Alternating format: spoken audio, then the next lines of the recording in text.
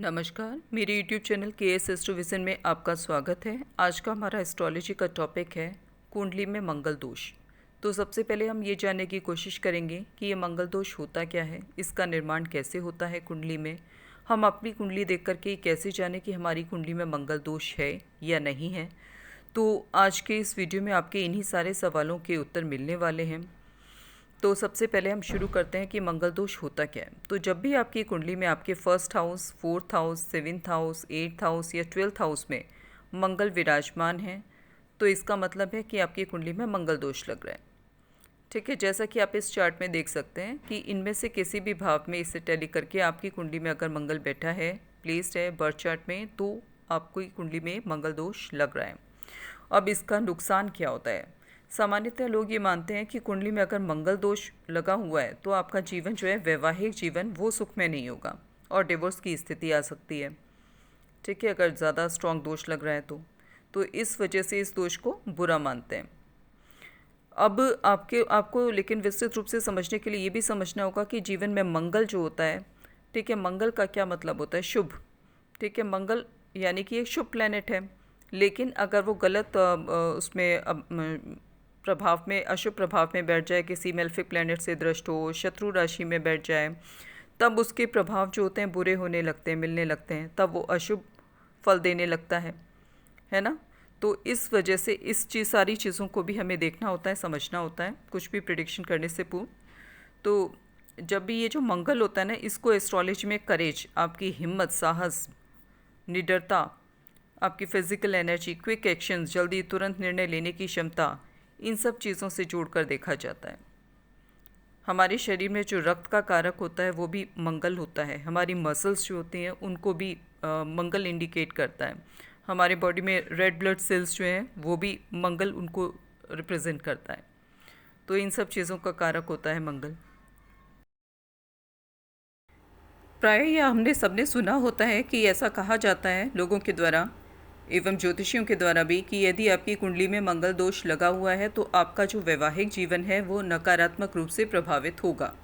तो इसके पीछे का कारण क्या होता है, हम ये इस स्लाइड में जानने की कोशिश करेंगे। तो देखिए, अगर लग्न में आपका मंगल बैठा है तो वहाँ से वो 7वीं दृष्टि डालता है आपके सप्तम भाव पर, और चौथी दृष्टि डालता है आपके सुख भाव पर, और अष्टम दृष्टि डालता है आपके अष्टम भाव पर, जिससे कि किसी भी रिलेशन के कंटिन्यूटी का विचार किया जाता है। ठीक है, तो वैवाहिक संबंध के चलने का विचार भी अष्टम भाव से ही किया जाता है। तो ऐसे में ऑटोमेटिकली यानी कि आपके वैवाहिक संबंध, आपकी मैरिड लाइफ प्रभावित होगी।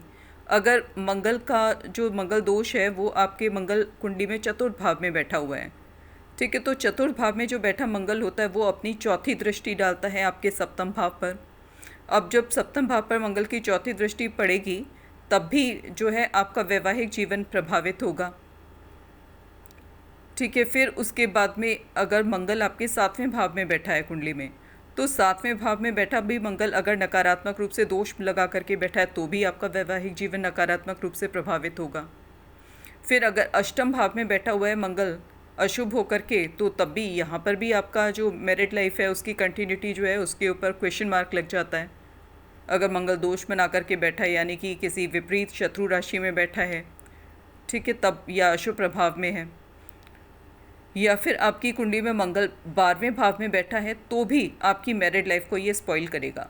क्योंकि 12वें भाव में बैठा जो मंगल है, एक तो 12वें भाव से आपके बेड प्लेजर्स का विचार किया जाता है मैरिड लाइफ के संदर्भ में।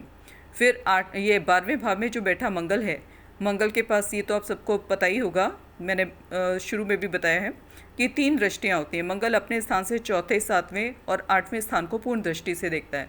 तो 12वें भाव में जो बैठा मंगल है उसकी 8वीं दृष्टि आपके सप्तम भाव पर पड़ेगी, और इस तरीके से ये भी आपके वैवाहिक जीवन को नकारात्मक रूप से प्रभावित करेगा यदि इसका प्लेसमेंट नेगेटिव है तब।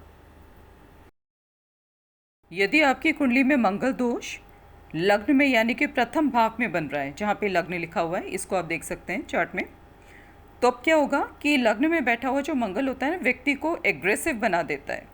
ये सीधे सीधे व्यक्ति के व्यक्तित्व को प्रभावित करता है, और ऐसा इंसान बहुत एनर्जेटिक भी होता है, एग्रेसिव होता है, तुरंत झटपट निर्णय लेने वाला होता है। ठीक है, फिर चौथे भाव में जो बैठा होता है मंगल, तब क्या होता है, वो एक कड़ी पारिवारिक पृष्ठभूमि देता है। ठीक है, अब फिर उसके बाद सातवें भाव पे हम आते हैं। तो सातवें भाव में बैठा मंगल जो होता है जीवन साथी के प्रति आपको कठोर बना देता है। और आठवें और 12वें भाव में जब मंगल बैठा होता है तब क्या होता है, आपकी आयु और शारीरिक क्षमताओं को मंगल की ये स्थिति प्रभावित करती है। अब वो प्रभावित नकारात्मक रूप से करेगी या सकारात्मक रूप से करेगी, ये डिपेंड करेगा कि वहाँ पे वो शुभ होकर के बैठा है या अशुभ। शुभ और अशुभ से मतलब है कि वो अपनी फेवरेबल राशि में बैठा है, अपनी मित्र राशि में बैठा है, स्वयं की राशि में बैठा है या अपनी उच्च राशि में बैठा है, उसके हिसाब से वो फल देगा। अगर वो अपनी शुभ राशि में बैठा है, यानी कि स्वयं की राशि में बैठा है, मित्र राशि में बैठा है या उच्च राशि में बैठा है, तब उसके फल जीवन में शुभ देखने को मिलेंगे।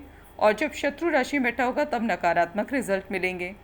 या फिर सपोज अगर मान लीजिए कि शुभ राशि में बैठा है लेकिन किसी मेलेफिक प्लैनेट बुरे दुष्ट ग्रह के प्रभाव में है, तब भी आपको रिजल्ट नकारात्मक मिलेंगे, जीवन में कठिनाइयों का सामना आपको करना पड़ेगा। यदि किसी व्यक्ति के लग्न में ही मंगल बैठा हो तो वह व्यक्ति के व्यक्तित्व में उग्रता, जल्दबाजी, गुस्सा, साहस, इन सब गुणों में बढ़ोतरी कर देता है। लेकिन साथ ही प्रथम भाव में बैठा जो मंगल है ना, उसकी दृष्टि आपके चौथे भाव पे पड़ती है जिसको हम सुख भाव कहते हैं, सप्तम भाव पे पड़ती है जिसको हम वैवाहिक सुख का भाव कहते हैं, बिजनेस पार्टनरशिप का भाव कहते हैं। हर तरीके का एग्रीमेंट भी इस सप्तम भाव के अंतर्गत आता है। और फिर अष्टम भाव पे पड़ती है लग्न में बैठे मंगल की दृष्टि।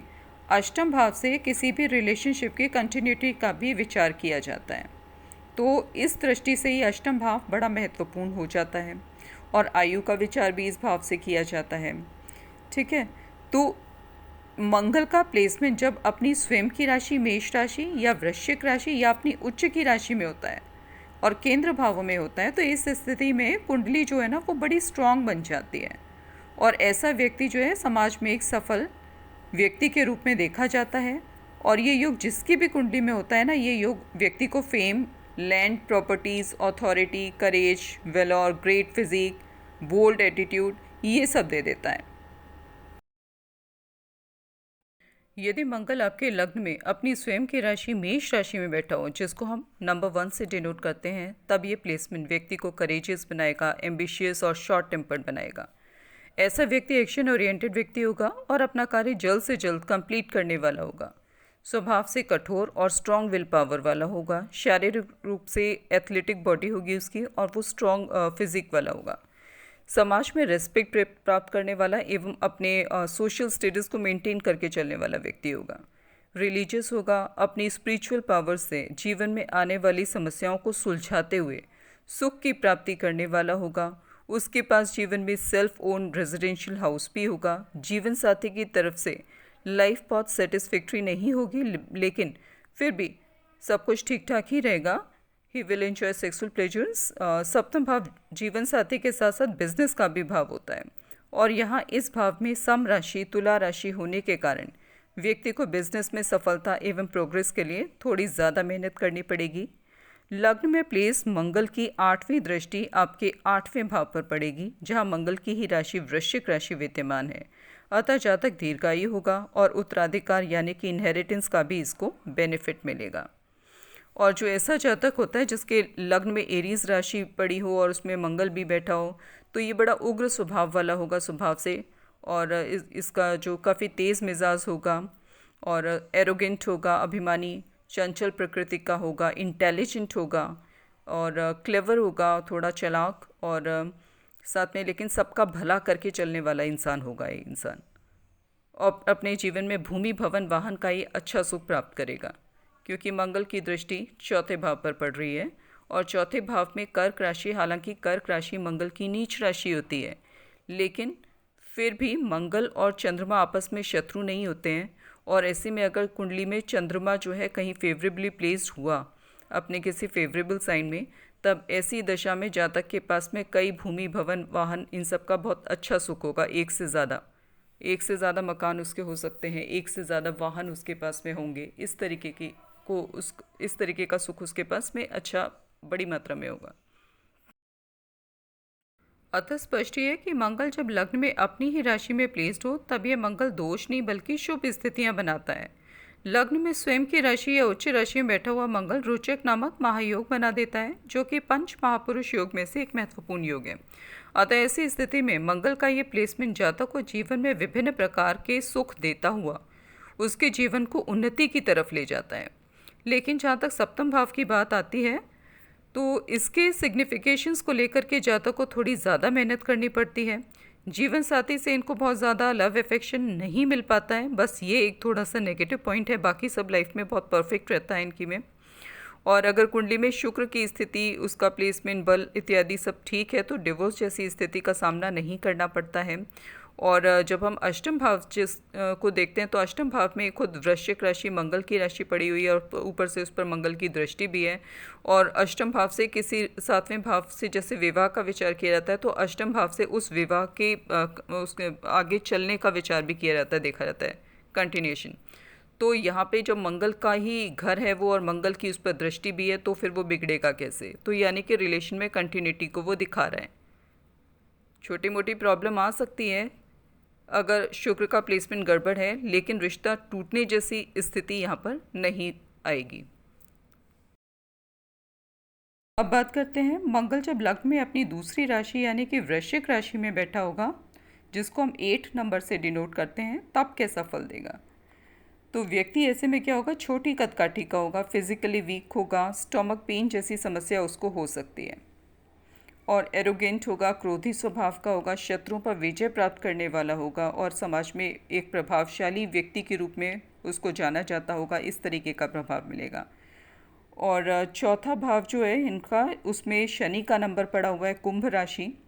तो जब मंगल की चौथी दृष्टि इस पड़ेगी चतुर्थ भाव पर, ठीक है, तो यहाँ पे क्या होगा, चौथे भाव को हम सुख भाव कहते हैं, जिससे भूमि, भवन, वाहन इत्यादि के सुख का विचार करते हैं। तो यहाँ पे मंगल की फेवरेबल राशि ना होने के कारण इन सब चीज़ों को लेकर के समस्याओं का सामना करना पड़ सकता है, भूमि, भवन, वाहन के सुख को लेकर के। फिर अगर कुंडली में आपके अगर शनि का प्लेसमेंट पॉजिटिव नहीं हुआ और माँ का विचार चंद्रमा से किया जाता है और चंद्रमा का भी प्लेसमेंट अगर पॉजिटिव नहीं हुआ तो हो सकता है कि माँ के साथ में जातक की बनती ना हो, माँ बहुत स्ट्रिक्ट हो, ठीक है, या आपसे दूर रहती हो, ठीक है, इस तरीके का कुछ सिचुएशन हो सकती है आपकी लाइफ में। और फिर हम लाइफ पार्टनर की बात करते हैं तो इनको लाइफ पार्टनर अच्छा मिलता है, पर ये उसके साथ में खुश नहीं रह पाते, क्योंकि लग्न में जो नंबर है 8 मंगल का और जो सप्तम भाव में नंबर है, राशि है, वो है 2 नंबर की राशि, यानी कि ये टॉरस साइन, वृष राशि। तो ये मंगल की सम राशि होती है, मित्र राशि नहीं होती है। तो इसलिए इनको वैवाहिक संबंधों से बहुत ज़्यादा हैप्पीनेस, खुशी नहीं मिल पाती है।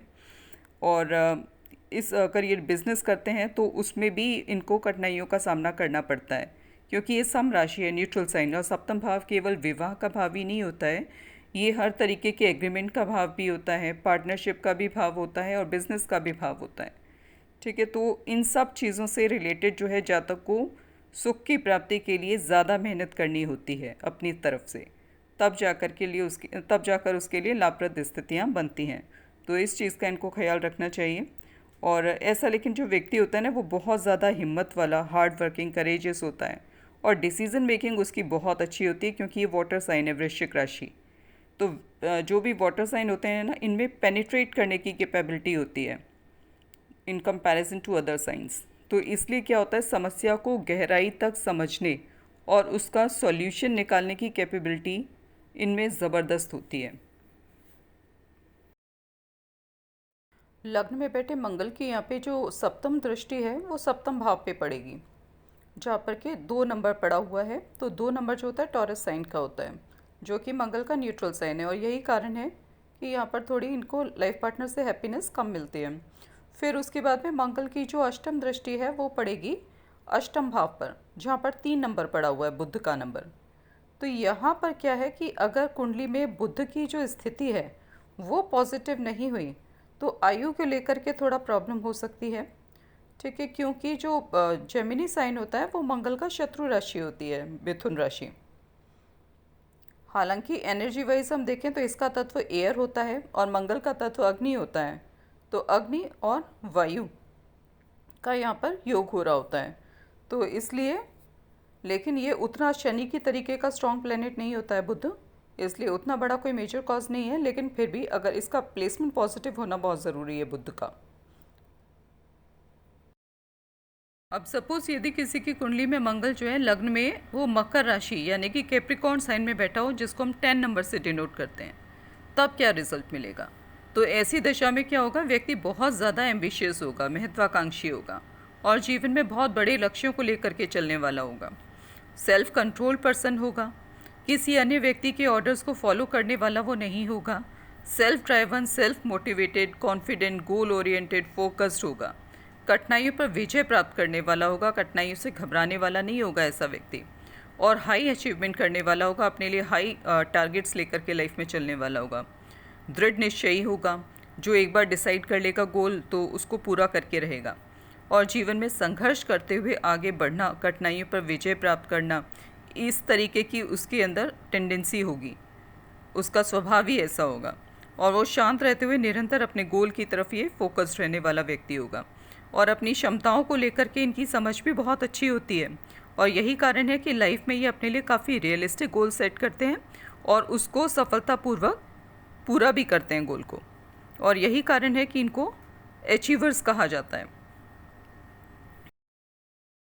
यहाँ लग्न में मकर राशि में बैठे मंगल की जो चौथी दृष्टि है वो पड़ती है आपके चतुर्थ भाव पर, जहाँ पर मंगल की खुद की मूल त्रिकोण राशि है मेष राशि। तो यानी कि इन जातकों के लिए, मकर लग्न वाले जातकों के लिए भूमि भवन वाहन का सुख उनको अच्छा मिलेगा यदि लग्न में ही मंगल बैठा है अपनी उच्च राशि में तब। और मंगल की जो सप्तम दृष्टि है वो पड़ेगी आपके सप्तम भाव पर, जहाँ पर कर्क राशि है 4 नंबर। तो यानी कि, और 4 नंबर कर्क राशि का जो स्वामी होता है वो चंद्रमा होता है। तो चंद्रमा और मंगल आपस में मित्र हैं, इसलिए वैवाहिक संबंधों को लेकर के भी इनकी जो ज़िंदगी है वो अच्छी बीतती है। लाइफ पार्टनर के साथ इनकी अच्छे रिलेशंस रहते हैं, कोई दिक्कत नहीं आती। हालांकि कर्क राशि में मंगल नीच के हो जाते हैं, लेकिन फिर भी मंगल लग्न में क्योंकि उच्च के होकर के बैठे हुए हैं, और जब इस पे उच्च के मंगल होकर के दृष्टि डालेंगे तो यहाँ पर उसका निचता वाला इफेक्ट बहुत ज़्यादा नहीं आएगा। फिर उसके बाद में मंगल की जो अष्टम दृष्टि है वो पड़ेगी आपके अष्टम भाव पर, जहाँ पर सिंह राशि है। तो सिंह राशि का एलिमेंट भी अग्नि होता है, मंगल भी अग्नि तत्व वाला। तो यहाँ पर क्या होगा, रिलेशनशिप की कंटिन्यूटी को लेकर के कोई इशू नहीं आता, क्योंकि यहाँ पर मंगल फेवरेबल है, मंगल की दृष्टि। और दूसरा, ऐसे जातक को जो है 8th हाउस के सिग्निफिकेशंस जो है उनसे भी लाभ मिलता है, यानी कि इनहेरिटेंस, उत्तराधिकार का भी लाभ अच्छा मिलता है। ठीक है, जॉइंट संपत्ति, उन सब से भी इनको अच्छे अर्निंग होती है। यदि ये लोग बिजनेस करते हैं, ठीक है, जैसे सप्तम भाव से बिजनेस का विचार किया जाता है, अगर पार्टनरशिप में करते हैं तो वो भी इनके लिए सक्सेसफुल रहता है, कोई दिक्कत नहीं आती है पार्टनरशिप को लेकर के। तो इस तरीके से जो है इस मकर राशि में लग्न में अगर मंगल बैठ जाता है तो ये बहुत शुभ फल देता है अपनी उच्च राशि में। अब बात करते हैं इन 5 भावों में, यानी कि प्रथम भाव, चतुर्थ भाव, सप्तम भाव, अष्टम भाव और 12वें भाव। इन भावों में मंगल के आपकी कुंडली में इनमें से किसी भी भाव में होने पर मंगल दोष का निर्माण होता है। अभी तक आपने ये जाना। तो क्या हर राशि में मंगल इनमें से किसी भी भाव में बैठा हो तो वो मंगल दोष का निर्माण कर देगा? तो ऐसा बिल्कुल नहीं है। कुछ विशेष राशि में जब मंगल बैठा होता है तब वो मंगल दोष का निर्माण करता है इन भावों में। हाँ, लेकिन भाव नहीं बदलने चाहिए, भाव यही रहेंगे। इन 5 भावों में से किसी भी एक भाव में आपकी कुंडली में मंगल बैठा हो सकता है। ठीक है, तो यानी कि मंगल दोष की संभावनाएं बन गई। ठीक है, अब उस भाव में अगर 2 नंबर की राशि यानी कि वृष राशि पड़ी हो, 3 नंबर की राशि यानी कि मिथुन राशि पड़ी हो, ठीक है, या फिर 6 नंबर की राशि कन्या राशि पड़ी हो, या फिर 7 नंबर की राशि तुला राशि पड़ी हो, या फिर 11 नंबर की राशि कुंभ राशि पड़ी हो, तब मंगल दोष का निर्माण हो जाएगा। और उस दशा में क्या होगा, यदि आपको मंगल की इन भावों में उपस्थिति के फलस्वरूप जो कठिनाइयाँ, परेशानियाँ, ऑब्स्टिकल्स लाइफ में आएंगे, वो समस्याएं अगर आपके लिए इतनी ज़्यादा बड़ी हैं कि उससे बहुत नुकसान हो रहा है, आप उसको झेलना आपके लिए मुश्किल हो रहा है, तब उस दशा में आप उसका दान करते हैं। अब दान की बात आ गई तो मंगल के दोष से निपटने के लिए किन चीज़ों का दान किया जाता है? तो सबसे पहले तो जैसे ऑरेंज दाल, जिसको हम मसूर की दाल कहते हैं, ठीक है, छिलके वाली नहीं, धुली वाली, वो दान की जाती है। दूसरा, हनुमान जी के मंत्रों का आप चैंट कर सकते हैं जिससे कि समस्या में कमी हो। दान के साथ साथ हनुमान चालीसा का पाठ आप रेगुलर बेस पे करें। इसके अलावा शार्प जो एज वाली चीज़ें होती हैं ना, उनको भी मंगल सिग्निफाई करता है। ठीक है, तो ऐसे में उन चीज़ों का भी दान किया जा सकता है, लेकिन उसकी सलाह मैं यहाँ पर नहीं दूंगी, क्योंकि जो शार्प एज वाले जो ऑब्जेक्ट होते हैं, जैसे सपोज हम नाइफ़ को ही ले लें, चाकू, तो वो किस चीज़ का बना हुआ होता है? लोहे का। तो लोहा जो धातु है वो चला गया शनि के अधिकार क्षेत्र में। तो ऐसे में ऑटोमेटिकली अगर हम इसका दान करेंगे तो हमारे शनि को भी ये कमज़ोर करेगा, है ना। तो इसीलिए मैं उसके दान की आपको सलाह नहीं दूंगी। मैं यही आपको बोलूँगी कि आप लाल कपड़ा दान कर सकते हैं, मंदिर में, या किसी ज़रूरतमंद गरीब व्यक्ति को दान कर सकते हैं। लेकिन सबसे बेहतर यही रहेगा कि आप किसी व्यक्ति को डायरेक्टली आप दान ना करें। पहले आप मंदिर में भगवान के मंदिर में आप उसको रख दें, अपने घर के मंदिर में भी रख सकते हैं, और उसके बाद में किसी को उठा करके दें, ताकि किसी के जीवन में वो जो आपका जो दिया हुआ दान है वो शुभता लेकर आए, ना कि नकारात्मकता। तो इस चीज़ का आप ख्याल रखें। अब बात करते हैं उस स्थिति की कि जब मंगल इन भावों में से किसी एक भाव में आपकी कुंडली में उपस्थित हो और उसके बावजूद भी मंगल दोष ना लगे। तो ये स्थिति तब उत्पन्न होती है जब आपकी कुंडली में मंगल इनमें से, इन 5 भावों में से किसी भी एक भाव में बैठा हो, परंतु उस भाव में जो पड़ी हुई राशि है, जो अंक है, जो राशि को शो करता है, वो अंक या तो 1 नंबर का मेष राशि का अंक हो, या फिर 8 नंबर का वृश्चिक राशि का अंक हो। ठीक है, मेष और वृश्चिक मंगल की स्वयं की राशियाँ होती हैं, तो यहाँ पर मंगल का दोष नहीं लगता इन भावों में बैठने के बावजूद। या फिर मंगल इनमें से किसी भी भाव में, एक भाव में मकर राशि में, यानी कि 10 नंबर की राशि में बैठा हो, तो ये जो मकर राशि है 10 नंबर की, ये मंगल की उच्च राशि होती है। इसमें जब मंगल बैठा होता है तब भी मंगल का दोष नहीं लगता है।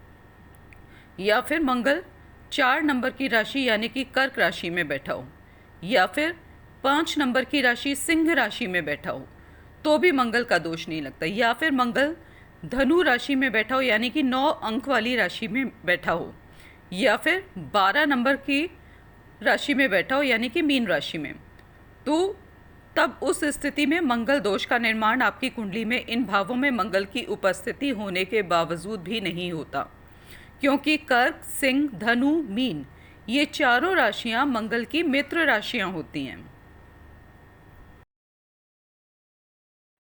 इसके अतिरिक्त यदि आपकी कुंडली में मंगल इन 5 में से किसी भी स्थान में बैठा है, और जिस स्थान में मंगल बैठा है उस स्थान में अगर जुपिटर भी बैठा हुआ है साथ में, तो मंगल दोष का स्वतः ही काट हो जाता है, वो स्वतः ही कट जाता है। या फिर मंगल जिस भाव में बैठा है उस भाव के ऊपर गुरु की दृष्टि पड़ रही है, गुरु यानी जुपिटर, तब भी मंगल दोष कट जाता है। अब गुरु के पास में 3 दृष्टियाँ होती हैं। गुरु अपने स्थान से 5वें स्थान, 7वें स्थान और 9वें स्थान को पूर्ण दृष्टि से देखते हैं।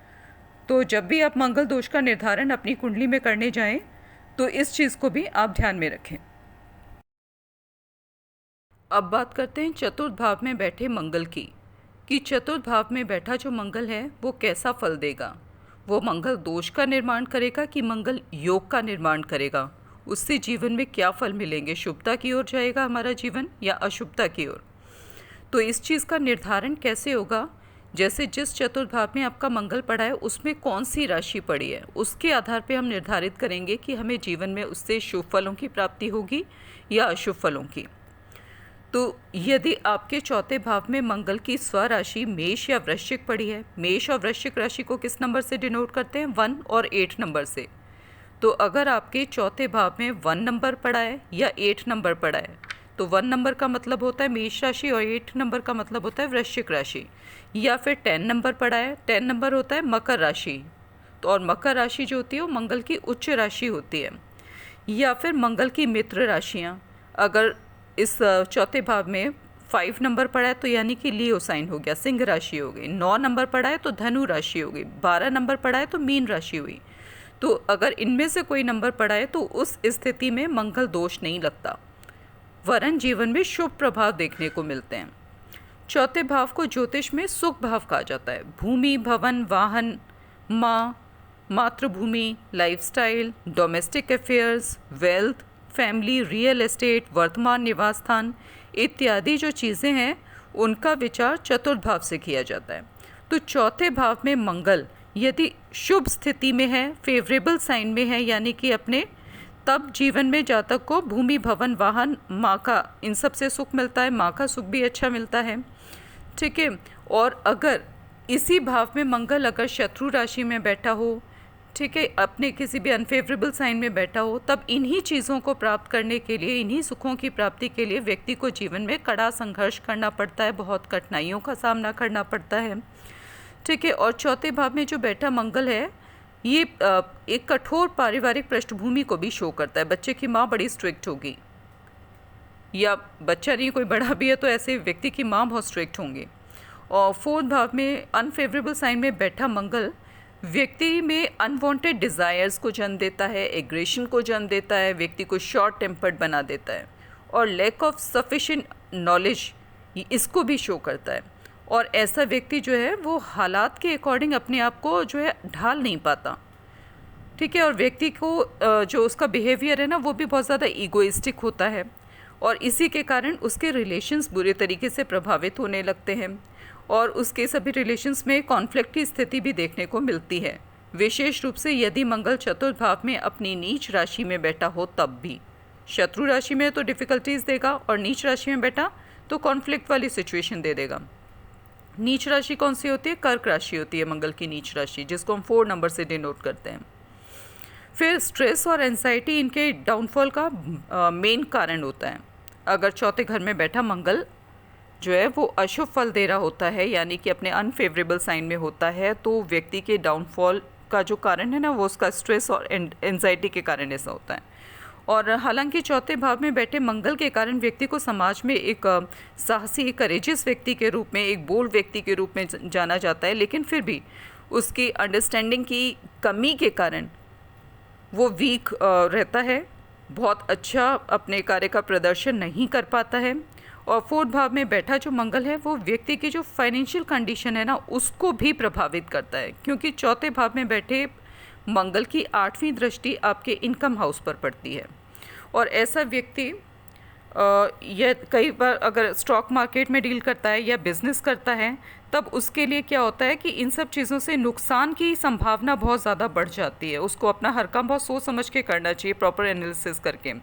और ऐसा भी देखा गया है कि चौथे भाव में अनफेवरेबल साइन में बैठा जो मंगल है ना जिस व्यक्ति के, वो रियल एस्टेट से संबंधित अगर काम करता है तो इसके कारण उसको लाइफ में बहुत ज़्यादा ह्यूज लॉस, फाइनेंशियल लॉस उठाना पड़ता है, और जिससे क्या होता है एंड में उसकी लाइफ में स्थिति, फाइनेंशियल कंडीशन बहुत ज़्यादा बिगड़ जाती है।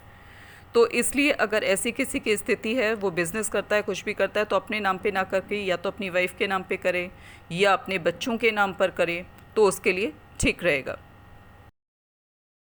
अब बात करते हैं चौथे भाव में बैठे मंगल की दृष्टियों की। तो मंगल के पास 3 दृष्टियाँ होती हैं, चौथी, 7वीं और 8वीं।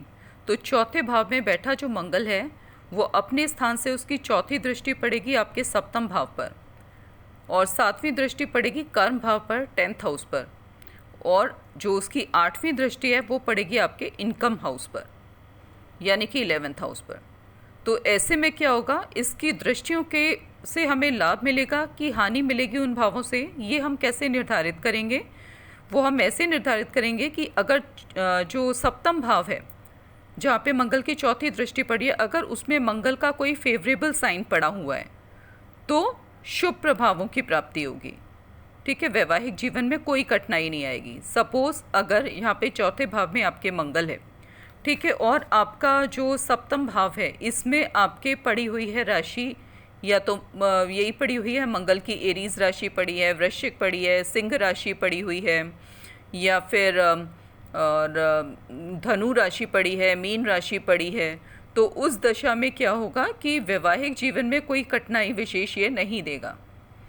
ठीक है। इसी तरीके से अगर जो दशम भाव होता है जिसको हम कर्म भाव कहते हैं, वहाँ पर अगर कोई मंगल की फेवरेबल राशि पड़ी हुई है, तब मंगल की जो दृष्टि है ना वो उसके भाव के फलों में वृद्धि करेगी, शुभ प्रभावों में। ठीक है, उस भाव, दशम भाव से रिलेटेड फिर आपके लिए लाभ की स्थिति बनाएगा ये मंगल की दृष्टि। फिर इसी तरीके से अगर इनकम हाउस में भी मंगल की कोई फेवरेबल राशि पड़ी हुई है तो यहाँ पर भी आपके लिए लाभ की स्थिति बनेगी, गेंस की स्थिति बनेगी, अच्छी अर्निंग की स्थिति बनेगी। और अगर यहाँ पे कोई नेगेटिव साइन पड़ा हुआ है, कोई शत्रु राशि पड़ी है मंगल की, तब क्या होगा, उस भाव से रिलेटेड शुभ फलों की प्राप्ति के लिए आपको संघर्ष करना पड़ेगा, आपको मुसीबतों समस्याओं का सामना करना पड़ेगा। ठीक है, तो इस तरीके के प्रभाव मिलते हैं। अब बात करते हैं सप्तम भाव में बैठे मंगल की। तो सातवें भाव में बैठा मंगल भी मांगलिक दोष का निर्माण करता है, लेकिन पहले हम ये जान लेते हैं कि सातवां भाव हमारे जीवन में किन चीज़ों का प्रतिनिधित्व करता है। तो सातवें भाव को हाउस ऑफ डिज़ायर्स भी कहा जाता है। आपके लाइफ पार्टनर का विचार भी सप्तम भाव से किया जाता है और आपकी लाइफ में आपसे संबंधित अन्य लोगों का विचार भी सप्तम भाव से ही किया जाता है। इसके अलावा सप्तम भाव को हाउस ऑफ कैरियर भी कहा जाता है, क्योंकि दशम भाव से गिनने पर ये इसके 10वें नंबर पर आता है, तो इसीलिए इससे भी कैरियर का विचार किया जाता है। बिजनेस का भाव इसको माना जाता है और फॉरेन जर्नी का विचार भी इससे किया जाता है। अर्निंग्स, मैरिड लाइफ इत्यादि का भी प्रतिनिधित्व ये सप्तम भाव करता है। सातवें भाव में बैठा प्लेनेट सातवें भाव में जो बैठा प्लेनेट होता है वो अपनी मंगल के पास में 3 दृष्टियाँ होती हैं। कौन कौन सी? चौथी, सातवीं और आठवीं। तो सातवें भाव में जो मंगल उपस्थित होगा तो सातवीं दृष्टि लग्न पर डालेगा, ठीक है, और डायरेक्टली आपके व्यक्तित्व को प्रभावित करेगा। अब व्यक्तित्व को कैसे प्रभावित करेगा, इसके लिए आपको देखना होगा मंगल के अंदर क्या क्या गुण पाए जाते हैं। वो सारे गुण जो हैं व्यक्ति के व्यक्तित्व में आ जाएंगे, क्योंकि मंगल डायरेक्टली लग्न से संबंधित हो रहा है, संबंध जोड़ रहा है। तो मंगल, जिसको कि हम पावर, एनर्जी, करेज, ब्रेवरी का प्रतीक मानते हैं, जब वह सप्तम भाव में प्लेस्ड होगा तो वो व्यक्ति के व्यक्तित्व में भी इन सब गुणों को डाल देगा और ऐसा व्यक्ति हर छोटी बड़ी बातों में अपने पक्ष को ऊपर रख के चलेगा। शॉर्ट टेम्पर्ड होने के कारण अक्सर ये हीटेड आर्ग्यूमेंट्स में इन्वॉल्व होते हुए देखे जाते हैं ऐसे व्यक्ति। इनके स्वभाव को इनकी मर्जी के बिना बदला नहीं जा सकता और ये बड़े उग्र स्वभाव के होते हैं। और मंगल की ये जो स्थिति है ये व्यक्ति को बहुत ज़्यादा करेजियस और इंडिपेंडेंट बना देती है। लाइफ में चैलेंजेस को एक्सेप्ट करने की और बोल्डली डिसीज़न लेने की इनके अंदर कैपेबिलिटी होती है। निर्णय ये तुरंत झटपट लेते हैं, बिना सोचे समझे भी लेते हैं। डिपेंड करता है किस राशि में बैठे हैं, और लेकिन निर्णय लेने की क्षमता इनके अंदर ज़बरदस्त होती है और ये अंजाम की परवाह नहीं करते। रिजल्ट चाहे जो निकले, पॉजिटिव या नेगेटिव, हर तरीके के अपोजिशन का सामना ये लोग डट कर करते हैं। और विशेष रूप से यदि सप्तम भाव में मंगल स्वयं की राशि या अपनी उच्च राशि या अपनी मित्र राशि में बैठा हो, तब ऐसे व्यक्ति को आप देखेंगे कि वो अपने जीवन में काफ़ी कॉन्फिडेंट होता है, स्ट्रेट फॉरवर्ड होता है। और अगर सप्तम भाव पर कोई मंगल पर किसी अशुभ प्लैनेट का प्रभाव नहीं है, तब ऐसा व्यक्ति बड़ा ऑनेस्ट और प्रोटेक्टिव भी होता है। लग्न से सातवें भाव में शुभ स्थिति में बैठा मंगल व्यक्ति को एक सफल बिजनेसमैन बनाता है। व्यक्ति रियल एस्टेट, लैंड, इंजीनियरिंग इत्यादि कार्यों से संबंधित हो सकता है। सातवें भाव में बैठा मंगल मांगलिक दोष उत्पन्न करता है, जैसा कि मैंने शुरुआत में बताया। तो यहाँ बैठा मंगल समस्याएं पैदा कर मैरिज को डिले करा सकता है, मिसअंडरस्टैंडिंग क्रिएट करके हस्बैंड वाइफ के रिलेशंस को भी स्पॉइल करा सकता है अगर नेगेटिव इन्फ्लुएंस में हुआ तब। और जनरली हस्बैंड वाइफ की ओपिनियन यहाँ पर मैच नहीं करती, इसलिए मांगलिक दोष वाले व्यक्तियों को कुंडली मिला करके शादी करने की सलाह ज्योतिषी देते हैं। दरअसल मंगल एक सेपरेटिव टेंडेंसी वाला प्लैनेट है और यही कारण है कि सप्तम भाव में इसकी उपस्थिति को किसी भी तरीके से शुभ नहीं माना जाता है। जब मंगल सातवें भाव में होता है तो वो व्यक्ति को बहुत ज़्यादा सेक्सुअली, एक तो बहुत ज़्यादा एनर्जेटिक और बोल्ड बना देता है, साथ ही साथ उसको रेस्टलेस और हार्श भी बना देता है, क्योंकि मंगल के अंदर उतावलापन भी पाया जाता है, जिसका मैरिड लाइफ पे बहुत ज़्यादा बुरा प्रभाव पड़ता है। तो यदि व्यक्ति के D9 चार्ट में भी मंगल सप्तम भाव में बैठा होगा, तब मैरिड लाइफ में फाइट्स, फ्रिक्शंस, ये सब रेगुलर बेसिस पे बड़े फ्रिक्वेंटली होते हुए देखे जाते हैं, जिसके कारण व्यक्ति के लिए मैरिड लाइफ बहुत ज़्यादा फ्रस्ट्रेटिंग हो जाती है। अतः स्पष्ट है कि सप्तम भाव में मंगल की उपस्थिति मैरिड लाइफ को खराब करती है, परंतु यही मंगल यदि सप्तम भाव में खुद की राशि में बैठा हो या अपनी उच्च राशि मकर राशि में बैठा हो, तब स्थिति बेहतर होती है। सातवें भाव में मंगल वाला व्यक्ति बड़ा एग्रेसिव होता है और कॉम्प्रोमाइजिंग यानी कि समझौता करने वाले नेचर का नहीं होता। सातवें भाव में मंगल वाला व्यक्ति ऐसे जीवन साथी को पाना चाहता है जो बहुत स्ट्रांग हो, जिसका समाज में बड़ा प्रभुत्व हो, जो पुलिस या मिलिट्री जैसी सेवाओं में कार्यरत हो। लेकिन ज्योतिष के अनुसार सातवें भाव में मंगल वाले जातक या जातिका का विवाह ऐसे व्यक्ति के साथ होना चाहिए जिसके सातवें भाव में शनि हो, ताकि वह सप्तम भाव में मंगल की उपस्थिति से उत्पन्न होने वाले दोषों को हैंडल कर सके। इसके पीछे का लॉजिक यही है कि शनि स्टेबिलिटी, पेशेंस और मैच्योरिटी वाला प्लेनेट है और सप्तम भाव में बैठे मंगल वाले व्यक्ति को प्रभावपूर्ण तरीके से हैंडल करने की क्षमता रखता है। यदि सातवें भाव में बैठा प्लेनेट मंगल योग कारक है और यानी कि 9th भाव का स्वामी है या सातवें भाव का ही खुद स्वामी है, तब ये मंगल बहुत ज़्यादा एडवर्स रिजल्ट नहीं देगा और रिच और वेल्दी लाइफ पार्टनर देता है। और सभी प्लैनेट्स में मंगल को विवाह के लिए सबसे ज़्यादा अशुभ माना जाता है। यदि सातवें भाव में बैठा मंगल राहु से संबंधित हो जाए तो स्थिति और ज़्यादा खराब हो जाती है, परंतु यदि सातवें भाव में बैठा मंगल यदि शुक्र से संबंधित होता है तब ये जल्द और कम उम्र में विवाह कराता है और लव मैरिज भी कराता है, यदि हॉरोस्कोप में कुंडली में दूसरे प्लैनेट्स भी सपोर्ट करते हों। यदि किसी फीमेल के हॉरोस्कोप में मंगल सप्तम भाव में एक्सल्टेड हो यानी कि अपनी उच्च राशि मकर राशि में बैठा हो, तब उसका विवाह ऐसे व्यक्ति से होता है जो काफ़ी हाई पोस्ट पर कार्यरत होता है, पावर और अथॉरिटी वाला उसका जॉब होता है। और यदि इस मंगल पर जुपिटर की भी दृष्टि पड़ जाती है तब ऐसा व्यक्ति आर्मी या पुलिस में किसी उच्च पद पर कार्यरत देखा जाता है। अब बात करते हैं सप्तम भाव में बैठे मंगल की दृष्टि की। तो जैसा कि मैंने पहले भी बताया, मंगल के पास 3 दृष्टियां हैं, चौथी, सातवीं और आठवीं। इन तीनों जगह पर वो पूर्ण दृष्टि से दिखेगा। तो मंगल जब चौथी दृष्टि डालेगा तो वो आपके कर्म भाव पर पड़ेगी, सातवीं दृष्टि आपके लग्न पर और आठवीं दृष्टि आपके धन भाव पर पड़ेगी। तो इस तरीके से क्या होगा कि जहाँ जहाँ जिस जिस भाव में मंगल की दृष्टि पड़ रही है, अगर उन भावों में मंगल की खुद की राशि है या मंगल की मित्र राशि है या मंगल की उच्च राशि मकर राशि पड़ी हुई है, तब जब मंगल की उस भाव पे दृष्टि पड़ेगी तो मंगल के वहाँ पर शुभ रिजल्ट्स देखने को मिलेंगे। और अगर शत्रु राशि है तब आपके लिए जीवन में वो संघर्ष बढ़ाएगा उस क्षेत्र में। ठीक है, वहाँ आपको उस भाव से संबंधित सकारात्मक रिजल्ट की प्राप्ति के लिए डबल एफर्ट्स करने पड़ेंगे, तब जाकर के आपके काम बनेंगे। ये वीडियो काफ़ी लंबा हो गया है तो इसलिए इसको अब हम यहीं पर समाप्त करते हैं और अष्टम भाव में मंगल के प्रभाव एवं 12वें भाव में मंगल के प्रभाव को हम अपने अगले वीडियो में कवर करेंगे। पर्सनल हॉरोस्कोप एनालिसिस के लिए आप हमें इस नंबर पे कांटेक्ट कर सकते हैं 9560263278, बट उसके लिए चार्जेस एप्लीकेबल होंगे। अब इस वीडियो को हम यहीं समाप्त करते हैं। धन्यवाद, नमस्कार, आपका दिन शुभ हो।